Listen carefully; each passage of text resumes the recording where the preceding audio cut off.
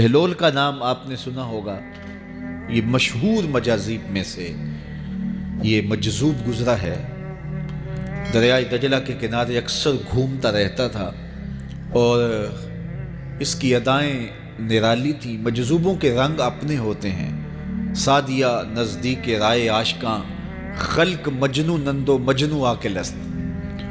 تو لوگ انہیں بے وقوف کہتی ہے، لیکن اہل عقل اور اہل تصوف انہیں دانا کہتے ہیں۔ اس لیے بہلول دیوانہ کہا جاتا تھا، لیکن بہلول دانا کہتے ہیں اہل خرد، کہ اصل حقیقی عقل تو ان کے پاس ہیں جو در محبوب تک پہنچ گئے۔ راس الحکمہ تے مخافت اللہ، حکمت اور دانائی کا سرچشمہ اللہ کا خوف ہے۔ تو جس کو اللہ کا خوف جتنا زیادہ ہوگا وہ اتنا زیادہ دانا ہوگا۔ تو یہ لوگ اسی راستے کے مسافر ہوتے ہیں، اور کسی تجلی کے وفور سے شیشہ عقل ٹوٹ جاتا ہے تو پھر ان کی کچھ حرکتیں غیر مرتب ہو جاتی ہیں، تو لوگ سمجھتے ہیں یہ دیوانے ہو گئے ہیں۔ اصل تجلیات کے وفور سے ان کے ہوش ٹکانے نہیں رہے، لیکن ان کے دل پر وہی تجلیات منعکس ہوتی رہتی ہیں، تو انہیں دیوانے کہہ دیا جاتا ہے، لیکن حقیقت میں یہ دانا ہوتے ہیں۔ ان کے اندر کی دنیا مرتب ہوتی ہے، لیکن باہر کی دنیا غیر مرتب ہوتی ہے۔ اٹھنے بیٹھنے کا کبھی پتہ نہیں ہوتا، کھا لیا تو لے لیا، نہیں کھایا تو دو دن گزر گئے۔ پہننے کو کچھ میسر آ گیا تو ٹھیک ہے، نہ میسر آیا تو کئی دن گزر گئے۔ تو ان کو اپنے ظاہر کا خیال نہیں ہوتا، ان کی نظر مشاہدہ جمال پہ ہوتی ہے، اور پھر یہ دنیا سے اور اپنے آپ سے بھی بے گانے ہو جاتے ہیں، اور لوگ انہیں دیوانہ کہہ کے پکارتے ہیں۔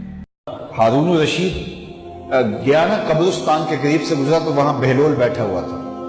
یہ مشہور مجاذیب میں سے مجذوب اس کو کہتے ہیں کہ تجلیات کے وفور سے جس کا شیشہ عقل ٹوٹ جائے، اس کو مجذوب کہتے ہیں، اور لوگ اسے پاگل کہتے ہیں، لیکن اصل میں تو عقل مند یہ ہیں۔ تو بہلول بیٹھا تھا قبرستان میں، تو ہارون الرشید گزرا تو بہلول نے توجہ نہ دی، تو ہارون الرشید نے چاہا کہ میں اس کو دکھاؤں کہ میں محل کیا ہوتے ہیں، تخت و تاج کیا ہوتے ہیں۔ اس نے دعوت دی، بہلول آؤ نا ذرا بغداد میں، شہر کی رونقیں دیکھو، محلات کی زندگی دیکھو۔ تو حضرت بہلول نے جو جواب دیا بڑا خوبصورت تھا، کہا شہر والے سارے ادھر آ رہے ہیں، میں شہر کیا لینے جاؤں؟ تم مجھے شہر بلا رہے ہو، اور شہر والے سارے روز ادھر آ رہے ہیں، تم کندھوں پہ اٹھا کے روز انہیں ادھر لاتے ہو اور میں شہر چلا جاؤں۔ تو بادشاہ کی بولتی بند ہو گئی۔ یہ بہلول بھی اسی قبیلے کا فرد تھا، دجلہ کے کنارے مٹی کے گھروندے پاؤں پہ بناتا ہے اور انہیں مسمار کر دیتا ہے۔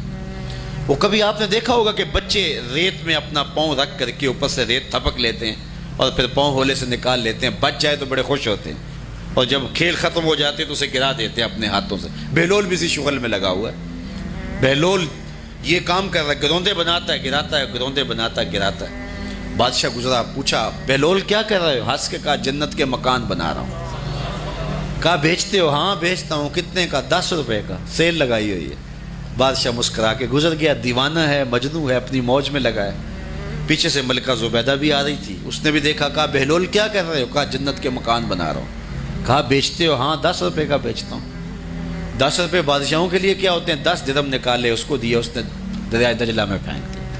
فقیر اتنی دیر تک فقیر نہیں بنتا، داتا صاحب فرماتے جب تک مٹی کا ڈھیلا اور سونے کی ڈلی اس کی نظر میں برابر نہیں ہو جاتا۔ اور ایک مکان کے گرد، ایک وہ گروندے کے گرد دائرہ لگایا، کہا یہ تیرا ہوا۔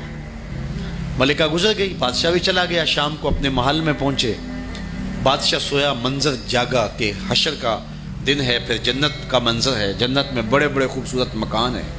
ایک مکان تو بڑا ہی اچھا لگا، تو جی چاہا کہ اس مکان کو دیکھوں۔ تو جب قریب گیا تو دروازے پہ لکھا تھا ملکہ زبیدہ۔ شوق سے آگے بڑھا تو دربان نے روک دیا، کہا یہ ملکہ کا ہے؟ کہا وہ میری ہی ملکہ ہے۔ کہا دنیا کے ضابطے اور ہیں، آخرت کے ضابطے اور ہیں۔ بادشاہ کی آنکھ کھل گئی، بے چین ہو گیا، ملکہ کو بیدار کیا، کہا تو کون سا نیک عمل کیا ہے؟ میں نے جنت میں تیرا یوں مال دیکھا ہے۔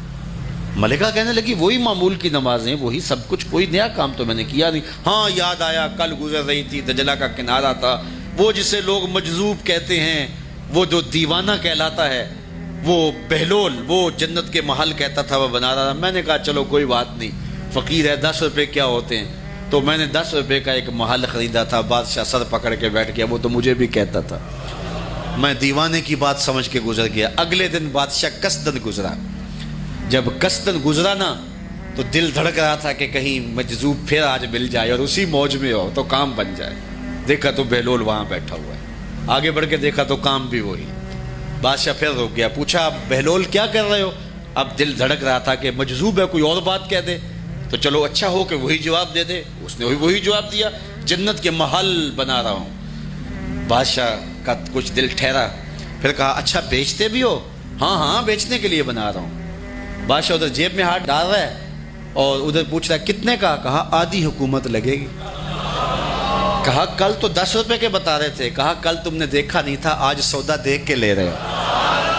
اللہ تعالیٰ ارشاد فرماتا ہے انما تنذر من اتبع الذکر وخشی الرحمن بالغیب, جو ان ڈٹھے سودے کرتے ہیں, جو بغیر دیکھ کے کرتے ہیں. کہ مزار پہ حاضر ہوا تو حضرت جنید بغدادی اور حضرت شیخ شبلی کے مزار پہ, حضرت ذوالنون مصری کے مزار پہ اور دیگر مزار, یہ سارے دجلہ کے کنارے واقع ہیں. تو وہاں بچے کھیل رہے تھے. تو ہم نے ان بچوں سے پوچھا کہ یہاں کوئی اور مزار بھی ہے؟ تو انہوں نے اشارہ کر کے بتایا کہ آپ اس سمت جائیں تو آگے بہلول دانا کا مزار ہے. تو شوق تھا تو ہم وہاں گئے تو بہلول دانا کا مزار تھا, باہر لگا ہوا تھا بورڈ. تو شکستہ سا مزار تھا, ہم اندر داخل ہو گئے. تو میں نے بہلول دانا کی قبر دیکھی کہ اس کی قبر کے اوپر جو غلاف پڑا ہوا تھا وہ بھی آدھا تھا اور پھٹا ہوا تھا. میں نے کہا فقیروں کی جو علامتیں ہوتی ہیں وہ مرنے کے بعد بھی پائی جاتی ہیں. آج بھی مجذوبیت کا رنگ اس کی قبر پہ نمایاں ہے. اور میں نے دوستوں کو کہا جو میرے ساتھ تھے, میں نے کہا دیکھو کو جو ہوتے ہیں نا مجذوب, بعض کا کپڑے بھی واجبی ہوتے ہیں ان کے اوپر. تو یہ دیکھیے کہ اس کا غلاف بھی جو ہے وہ آدھا ہے اور وہ بھی جگہ جگہ سے پھٹا ہوا ہے. تو اس کی قبر بھی اس کے جذب کی کہانی سنا رہی ہے. تو یہ دریائے دجلہ کے کنارے گھومتا تھا اور لوگ اس سے ملتے تو جو اس کی زبان سے نکلتا وہ پورا ہو جاتا. تو ایک دن دریائے دجلہ کے کنارے یہ گھوم رہا تھا کہ ہارون رشید اپنے مکان کی, اپنے محل کی چھت پہ ٹہلتے ٹہلتے بہلول کو دیکھتا ہے. تو خادموں کو کہا کہ ذرا اسے میرے پاس حاضر کرو. شاہی حکم نامہ تھا. جو چھت کے اوپر خادم تھے انہوں نے اوپر سے ڈولی پھینکی اور نیچے والوں کو اشارہ دیا. انہوں نے بہلول کو پکڑا اور ڈولی میں رکھ دیا, اوپر والوں نے رسیاں کھینچ لی. 2 لمحوں کے بعد بہلول بادشاہ کے سامنے تھا. تو بادشاہ نے بہلول سے کہا کہ بہلول ایک بات تو بتاؤ. کہا پوچھئے. کہا آپ خدا تک کیسے پہنچے ہو؟ تو بہلول نے مسکرا کے کہا جیسے آپ تک پہنچا. علامہ اقبال نے جو مرد کلندر کی نشانیاں بتائی ہیں ان میں سے ایک نشانی یہ ہے, بات میں سادہ و آزادہ معانی میں دقیق, کہ اس کی بات بہت لمبی اور لچھے دار اور گچھے دار نہیں ہوتی, سیدھی سیدھی بات ہوتی ہے لیکن سیدھی روح میں اترتی ہے. مختصر اور جامع کلام کا حامل ہوتا ہے اللہ کا بندہ. تو کہا کہ بادشاہ جیسے آپ تک پہنچا ہوں. تو بادشاہ کا تو خیال تھا کہ کوئی بڑی باریک بینی سے کوئی فلسفہ بتائے گا, لیکن یہ 2 لفظوں میں اس نے کہہ دیا جیسے آپ تک پہنچا. بادشاہ نے کہا میں نہیں سمجھا. کہا بات تو سادہ سی ہے, تیری عقل میں نہ آئے تو میں کیا کر سکتا ہوں. کہا حضرت آپ سمجھا دیجئے. تو بہلول نے کہا کہ حضرت میں خود آنا چاہتا تو دیوان خانے میں جاتا, درخواست لکھ کے لے جاتا, پھر جمع ہوتی, پھر کئی واسطوں سے ہوتے ہوئے آپ تک پہنچتی. آپ پھر مجھے وقت دیتے ملاقات کا, 6 ماہ بعد, سال بعد. اس وقت پہ میں تیار ہو کے ملاقات کرنے آتا. آپ کے کوئی شاہی مہمان آ جاتے تو پھر ملاقات منسوخ ہو جاتی. پھر بھی آپ کی مرضی, ملاقات ہوتی نہ ہوتی. میں چاہتا تو مہینے سال لگ جاتے, لیکن ملاقات پھر بھی آپ کی مرضی پہ. اور جب آپ نے چاہا ہے تو 2 گھڑیاں بھی نہیں لگی. تو کہا بندہ چاہے تو کروڑوں سال بھی بیت جائیں, اس کے قرب کی کوئی انتہا نہیں ہے, لیکن جب وہ چاہے تو 2 گھڑیاں بھی نہیں لگتی. مانا کہ محبت کے سفر میں ہر گام پہ 100 مشکل ہے، لیکن یہ سفر آسان بھی ہے اگر ساتھ تمہارا ہو جائے۔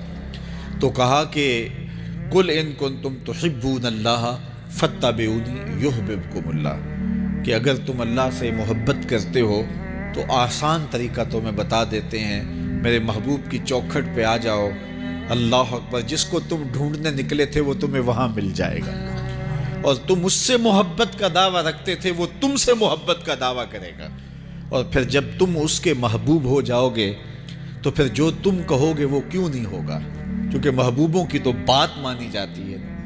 کوئی جزیرہ تھا، وہاں کا سیاسی نظم یہ تھا کہ سال کی آخری تاریخ کو جو ان کا موجودہ بادشاہ ہوتا اس کو جنگل میں چھوڑتے اور نیا بادشاہ لینے کے لیے وہ ساحل پہ آ جاتے۔ جو پہلا شخص ساحل پہ اترتا اس کو اپنا حکمران مان لیتے، جو بھی حکمران بن جاتا وہ خوش ہو جاتا، حالانکہ اس کو بتا دیتے کہ 1 سال کے لیے تجھے منتخب کیا ہے، سال کی آخری تاریخ کو تخت سے اٹھائیں گے، باندھیں گے، جکڑیں گے، اور اسی جزیرے کے دوسرے کنارے ایک جنگل ہے جہاں خاردار جھاڑیاں اور موذی جانور ہیں، وہاں تجھے پھینک دیں گے۔ وہ بھول جاتا، کہتا دیکھی جائے گی، اور سال کی آخری تاریخ جب وہ رسیاں اور زنجیریں لے کے آتے تو وہ پریشان ہو جاتا کہ آنکھ جھپکنے میں سال گزر گیا، پتہ ہی نہیں چلا، پھر روتا ہوا چیختا ہوا اس جنگل میں جاتا اور لوگ اس کو چھوڑ کے آ جاتے اور درندوں کا رزق بن جاتا، اور جو بھی آتا اس نے کبھی انکار نہیں کیا تھا۔ پہلی بار ایسا ہوا کہ جس شخص کو انہوں نے ہار ڈالے، گارڈ آف آنر دیا، تعظیم تکریم دی، سیلوٹ کیا، اس نے کہا یہ سب کیا ہے؟ کہا کہ آج کے بعد تو ہمارا حکمران ہے۔ کہا میں تو امور سلطنت نہیں جانتا، میں تو تاجر آدمی چیزیں بیچنے آیا ہوں۔ کہا کہ ہمارا اصول یہی ہے کہ سال کی پہلی تاریخ کو پہلا شخص جو جزیرے پہ قدم رکھتا ہے وہ ہمارا حکمران ہوتا ہے۔ اس نے کہا میں تو امور سلطنت کو نہیں جانتا، تو یہ کس طرح ذمہ داری قبول کر سکتا ہوں؟ انہوں نے کہا کہ تمہیں کرنا ہوگی، اس کے علاوہ کوئی راستہ نہیں ہے، ہمارا یہ قانون ہے، ضابطہ ہے، اور یہ بھی بتا دیں کہ سال کی آخری تاریخ کو تجھے اسی جنگل کے دوسرے کنارے چھوڑ آئیں گے جہاں موذی جانوروں کا رین بسیرا ہے۔ تو اس نے کہا اگر انجام اتنا دردناک اور خطرناک ہے پھر تو میں بالکل جانے کے لیے تیار نہیں ہوں۔ تو انہوں نے کہا تو چاہے نہ چاہے باندھ کے بھی تخت پہ بٹھانا پڑا تمہیں بٹھائیں گے۔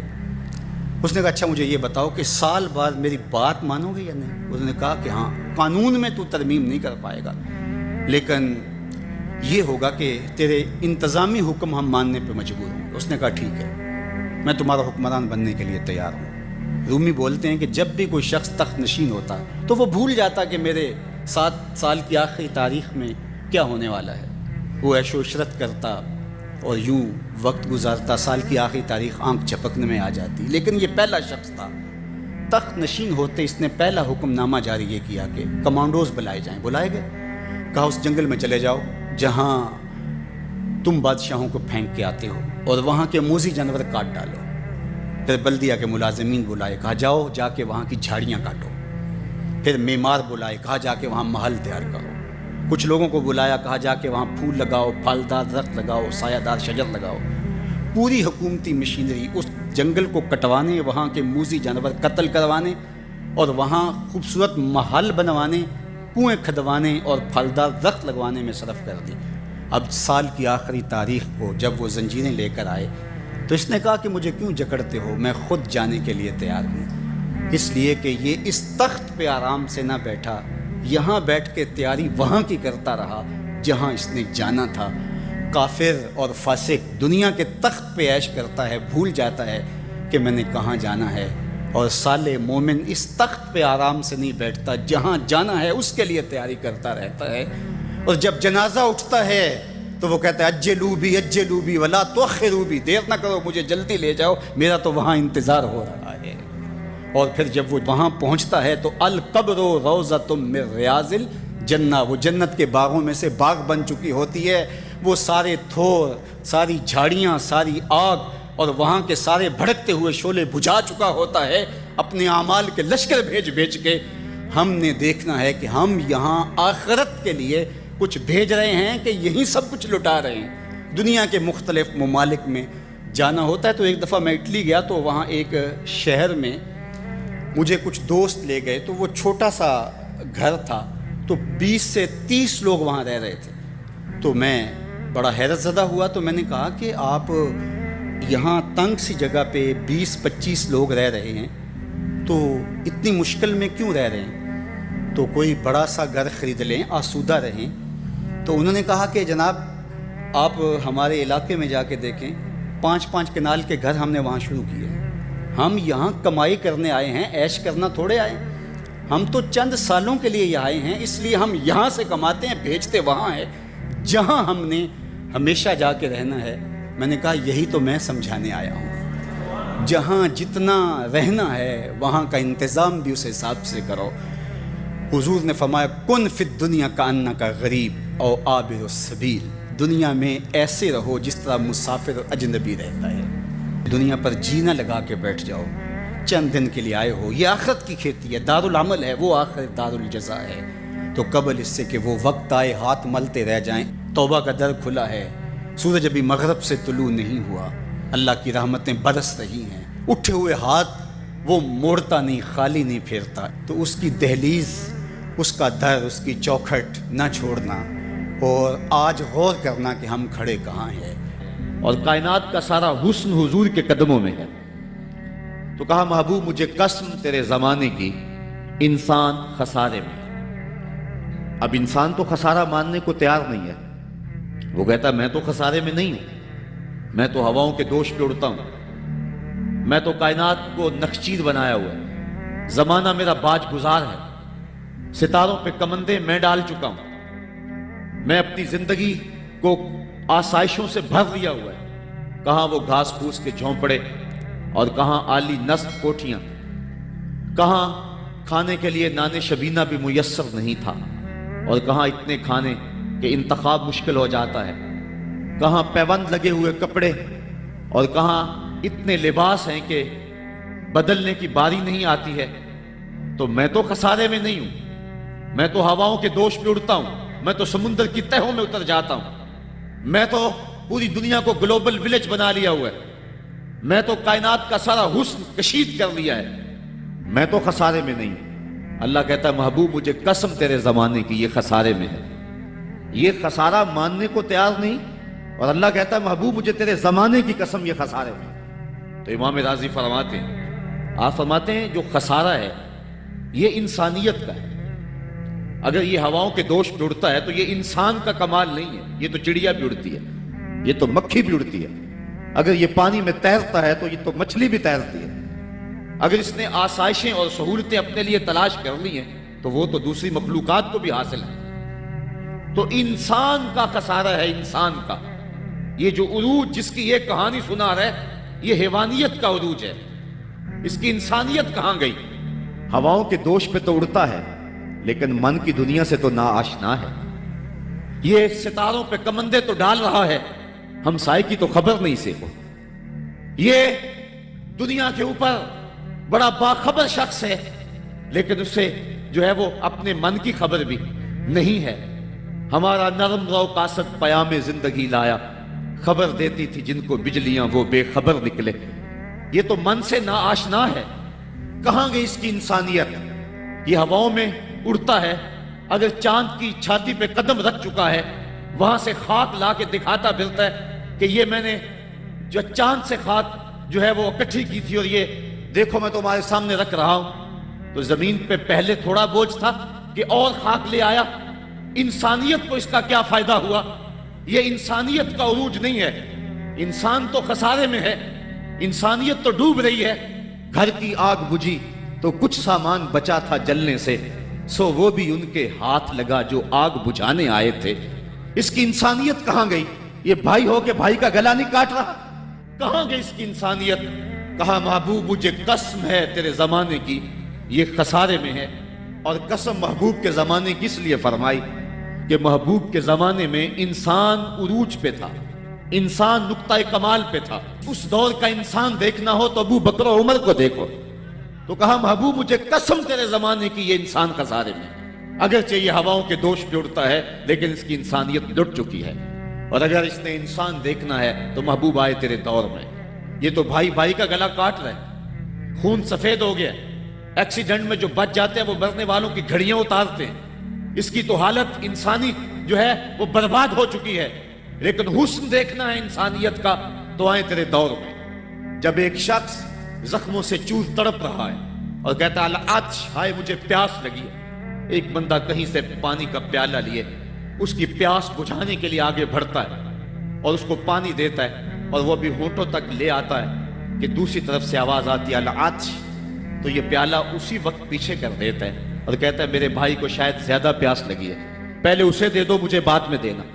اور یہ جب اس کے پاس جاتا ہے اور وہ پانی پینے لگتا ہے تو تیسری جگہ سے آواز آتی ہے، یہ اسے پانی دیتا ہے تو چوتھی جگہ سے آواز آتی ہے، حتیٰ کہ 7 اشخاص کے پاس پانی لے کے جاتا ہے اور ہر ایک آگے ترجیح دیتا ہے، اور جب وہ 7ویں شخص کے پاس پہنچتا ہے تو پہلے کے کرانے کی آواز بڑھ جاتی ہے، یہ کہتا ہے پیچھے بھاگ، پہلے اسے پانی دے، اور جب یہ پلٹ کے آتا ہے تو اس کی روح پرواز کر جاتی ہے، پھر دوسرے کے پاس جاتا ہے تو اس کی روح پرواز کر جاتی ہے۔ پانی کا ایک پیالہ اور 7 آدمی زندگی اور موت کی کشمکش میں، نزع کا عالم، اور ایک دوسرے کو ترجیح دے رہے ہیں۔ کہا یہ تھا حسن انسانیت کا، محبوب جو تیرے زمانے میں تھا، مجھے قسم تیرے زمانے کی یہ انسان خسارے میں ہے، اگر خسارے سے بچنا ہے تو دامن محمد کا تھامنا ہوگا۔ الا الذین آمنوا کا بیان اس پہ گواہی دے رہا ہے۔ تو یہ انسان کا خسارہ ہے، انسانیت کا خسارہ ہے۔ شیخ زادہ نے بیضاوی کے حاشیے میں ایک اور خسارے کا پہلو بیان کیا حضرت علی المرتضیٰ رضی اللہ تعالی عنہ سے۔ آپ فرماتے ہیں خسارہ یہ ہے، یہ انسان کی جو سانسیں ہیں، ہم لمحہ لمحہ سمجھتے ہیں کہ ہم بڑے ہو رہے ہیں لیکن ہم موت کے قریب ہو رہے ہیں، یہ سانسیں موت کی طرف بڑھنے والے قدم ہیں۔ تو یہ ہے انسان کا خسارہ جو اپنی سانسوں کے ذریعے کر رہا ہے۔ امام راضی لکھتے ہیں کہ ایک شخص پھٹے پہ رکھ کے برف بیچ رہا تھا، اور ایک بزرگ کہتے ہیں کہ مجھے ان الانسان لفی خسر کا ترجمہ سمجھ میں نہیں آتا۔ جب اللہ کرم نوازی فرمانے لگے تو پھر ہدایت کے سامان اس کے لیے بنتے چلے جاتے ہیں، اور جب کسی کی بہتری کا اللہ ارادہ نہ کرے تو اسے قرآن سے بھی ہدایت نہیں ملتی۔ تو وہ کہتے ہیں میں گیا بازار میں، سمرقند کا بازار تھا، وہاں ایک آدمی پھٹے پہ رکھ کے برف بیچ رہا تھا، اور آواز کیا لگا رہا تھا، توجہ چاہوں گا، کہہ رہا تھا ارحموا من یذوب راس مالہ، اور میرے پہ رحم کرو، مجھ سے برف لے لو، اگر تم نے برف خریدنے میں دیر کر دی تو میں کمائی کیا کرنی ہے، جو میں نے پیسے لگائے ہیں وہ بھی میرے لٹ جائیں گے، میرا راس المال بھی برباد ہو جائے گا، کیونکہ برف ایسا سودا ہے کہ اگر گاہک وقت پہ نہ پہنچے تو نقصان ہو جاتا ہے۔ کوئی اور چیز ہے آج نہیں بکی تو کل بیچ لیں گے، کل نہیں تو پرسوں بیچ لیں گے، لیکن برف کا اگر گاہک وقت پہ نہ آیا تو کمائی کیا کرنی ہے، راس المال بھی لٹ جائے گا۔ تو وہ جانے والوں کو کہہ رہا تھا ارحموا من یذوب راس مالہ، اور میرے پہ رحم کرو، مجھ سے برف لے لو، اگر تم نے دیر کر دی تو میرا اثاثہ بھی لٹ جائے گا، میرا راس المال بھی برباد ہو جائے گا۔ تو وہ بزرگ فرماتے ہیں جب اس نے یہ بات کہی تو مجھے ان الانسان لفی خسر کا ترجمہ سمجھ میں آ گیا۔ میں نے کہا کہ ہم بھی اپنے سانسوں کی برف کو پگھلا رہے ہیں، اور قطرہ قطرہ جس طرح برف پگھلتی ہے، سانس سانس کر کے زندگی پگھل رہی ہے۔ اگر جلدی جلدی ان سانسوں کے بدلے میں نیکیاں لے لیتے ہیں تو یہ زندگی بچ جائے گی، ورنہ یہ زندگی برف کی طرح پگھل رہی ہے۔ ان الانسان لفی خسر، انسان خسارے کا سودا کر رہا ہے، لمحہ لمحہ موت کے قریب ہو رہا ہے، یہ سمجھ رہا ہے میں بڑا ہو رہا ہوں لیکن یہ چھوٹا ہو رہا ہے۔ جب گنتی الٹی شروع ہو جائے تو کام جلدی زیرو پر آ جاتا ہے، کسی کی 60 سے، کسی کی 70 سے، کسی کی 100 سے گنتی الٹی شروع ہے، اور لمحہ لمحہ ہم موت کی طرف بڑھ رہے ہیں۔ یہ انسانیت کا خسارہ ہے۔ ایک مفسر ہوا تبا تبائی ہے، تو ویسے ڈاماڈول، لیکن بات بڑی پتے کی لکھ گیا۔ وہ کہتا ہے خسارے کا ایک اور پہلو بھی ہے، اور اس پہ میں آپ کی تھوڑی سی توجہ بھی چاہوں گا۔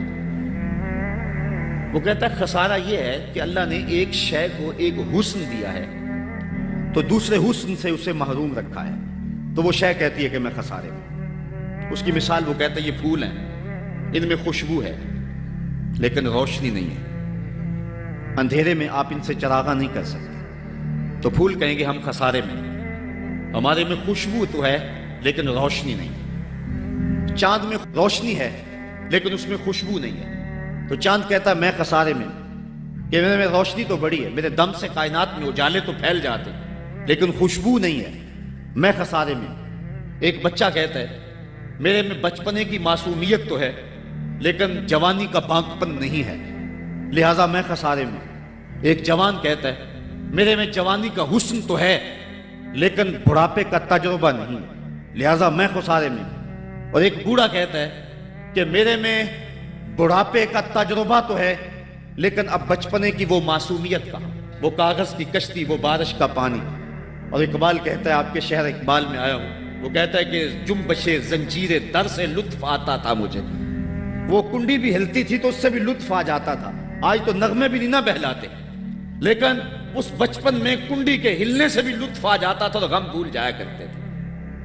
وہ کیا کسی نے کہا تھا کہ اپنے جل جانے کا بھی احساس نہیں تھا، جلتے ہوئے شعلوں کو چھیڑا کرتے تھے، اب تو ایک آنسو بھی رسوا کر جاتا ہے، بچپن میں جی بھر کے رویا کرتے تھے، اب تو وہ رونے کا حسن بھی نہیں نہ رہا۔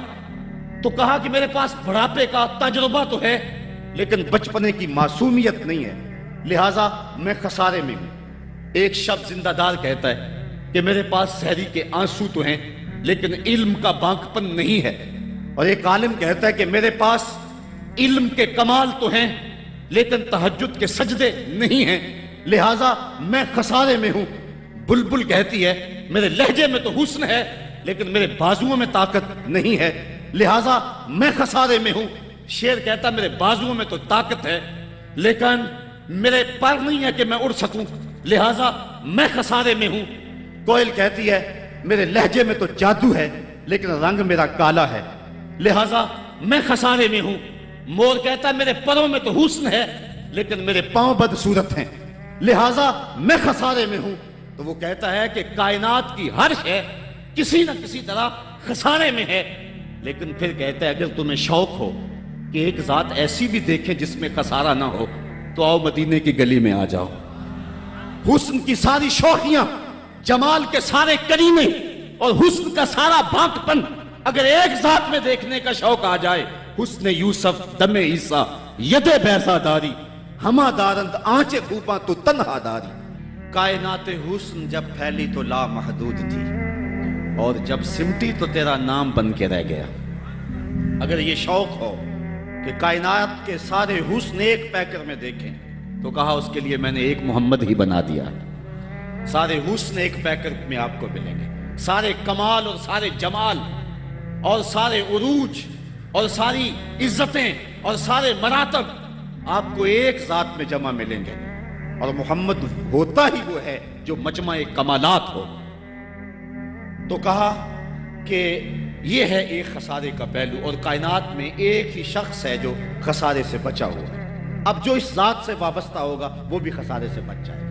الا الذین آمنوا، جس کے ہاتھ میں یہ دامن ہو وہ خسارے سے بچ جائے گا، ورنہ خسارے سے کوئی بچ نہیں سکتا۔ نہ دولت بچا سکتی ہے، نہ اقتدار کی بچھی ہوئی مسندیں خسارے سے بچا سکتی ہیں، نہ کوئی اور انسان کو دنیاوی کمال خسارے سے بچا سکتا ہے۔ اگر خسارے سے بچنا ہے تو ہاتھوں میں دامن مصطفیٰ لینا ہوگا۔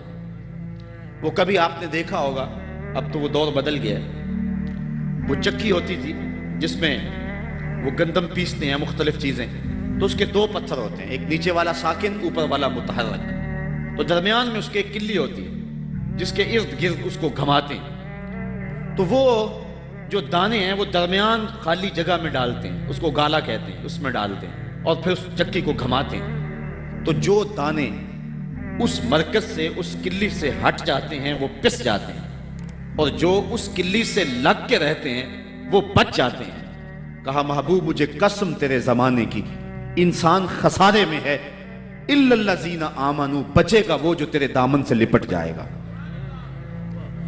اور یہ میں مفہوم ایمان کا جو آپ کے سامنے دامن مصطفیٰ سے تمسک اختیار کرنا، یہ میری جذباتیت کا کمال نہیں، حقیقت ہی ہے۔ علامہ سعد الدین تفتازانی علیہ رحمہ شرح قائد میں لکھتے ہیں کہ ایمان ہے کیا؟